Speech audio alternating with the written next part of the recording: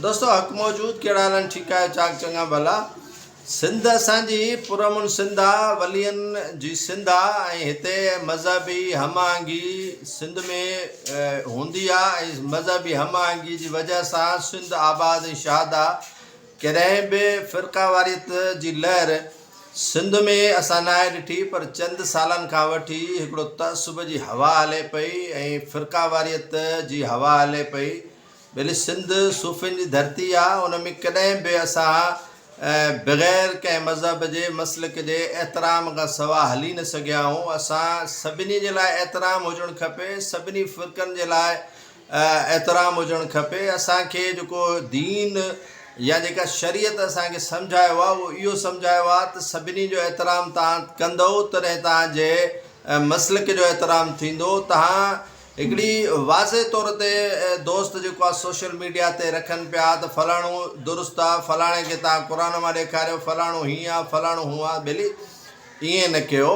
हीअ ॾींहं आहिनि चंद गुज़री वेंदा हर कंहिं फ़िरक़े जा ऐं हर कंहिं जेके मसलिक जा, ऐं उनखां पोइ तव्हां ऐं असांखे हिते ई रहणो आहे, इन ई सिंध में रहणो आहे, इन ई मुल्क में रहणो आहे। असांजे मथां जेको वाना वज़ीरिस्तान या असांजे मथां काबिल कंधार जो जेको दीन मढ़ण जी कोशिशि कई थी वञे, उहो असां जे सिंध में इहो दीन आयो ई न आहे। असां वटि जेकॾहिं सरज़मीन ओलिया ॾिठी वञे या जेकॾहिं पैगम्बरनि जी सरज़मीन हिनखे सिंध खे चयो वेंदो आहे, आका सल्लल्लाहु अलैहि वसल्लम बि हमेशह जेके ॾिसो त कीचड़ उछलींदड़नि सां बि वञी इयादत कंदा हुआ, उन्हनि सां कॾहिं बि उन्हनि लड़ाई कोन कई, कॾहिं बि उन्हनि फ़िरक़नि जी ॻाल्हि कोन कई, कॾहिं बि उन्हनि जेको आहे सो इहा ॻाल्हि कोन कई। जेकॾहिं कीचड़ हिकिड़े ॾींहुं औरत नथी उछलाए त उन्हनि जी वञी इयादत करणु वेंदा हुआ, उन्हनि खां वञी पुछणु वेंदा हुआ त अॼु उन औरत मुंहिंजे मथां गंद छो न आहे उछलायो।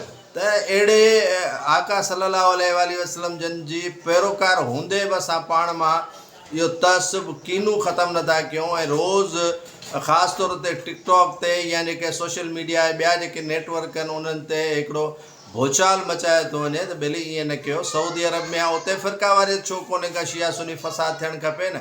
ईरान जे ज़ाइदान वारो इलाइक़ो आहे, उहो देवबंदी फ़िरक़े सां मसलिक सां तालुक़ रखनि था, उहे वेठा आहिनि। उते जेको आहे फ़िरक़ावारियत चवंदी थिए, अफ़गानिस्तान जे अंदरि तालिबान जी हुकूमत आहे, उते फ़िरक़ावारियत चवंदी थिए।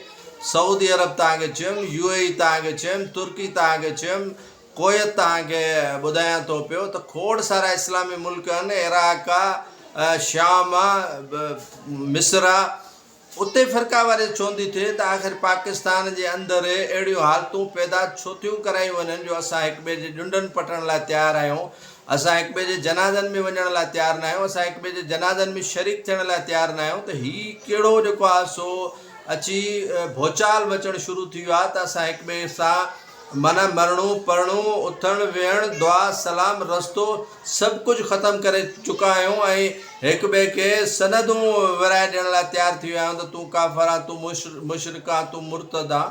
त ख़ुदा खे मञियो, हिन सिंध धरतीअ जे अमुन जा रखवाला थियो, हिन में अमुन ऐं पाइदारी जेको आहे सो क़ाइमु कयो। इहो जेको कंधार ऐं काबिल ऐं आज़ाद कश्मीर ऐं जेको आहे सो इन्हनि इलाइक़नि खां आयल जेको इहो इस्लाम आहे न, भले ख़ुदा खे मञियो, इन खां थोरी परहेज़ कयो ऐं पंहिंजो जेको आहे सो धरतीअ जी पाण हिफ़ाज़त कयो ऐं इन्हनि माण्हुनि जे दरमियान मोहबत ऐं प्यार जी तक़सीम कयो। छो त इस्लाम जो मक़सदु ई टॉलरेंस आहे ऐं इस्लाम में जेतिरी वुसत आहे कंहिं मज़हब में एतिरी वुसत कोन्हे का। इस्लाम वॾी हिकिड़ी वुसत जो नालो आहे, इस्लाम हिकिड़ी वॾी जिदोजहद जो नालो आहे, इस्लाम हिकिड़ी वॾी स्ट्रगल जो नालो आहे ऐं उनखे भली इन्हनि फ़िरक़नि में जेको आहे सो तक़सीम करण जी जेको आहे सो इहे रवश छॾियो ऐं इन्हनि खे इन्हनि में विराइण, इन्हनि में तक़सीम करण वारी जेका रवश आहे उनखे तर्क कयो ऐं हिक ॿिए जे एतिरामनि में हलो ऐं हिक ॿिए जे ॾियारनि खे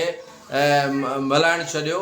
जंहिंजो बि ॾींहुं अचे, जंहिंजे बि तरीक़े जो ॾींहुं अचे, उनखे भरपूर नमूने सां उन्हनि खे आज़ादी हुजणु खपे त उहे मल्हाइनि ऐं जेकॾहिं को शरीक नथो थिए त तनक़ीद उन ते न करे त हिन जो ॾींहुं हीउ कहिड़ो आहे, हिनखे हिन हदीस मां ॾेखारियो, हिनखे हिन मां क़ुर मां ॾेखारियो। भले ईअं न कयो।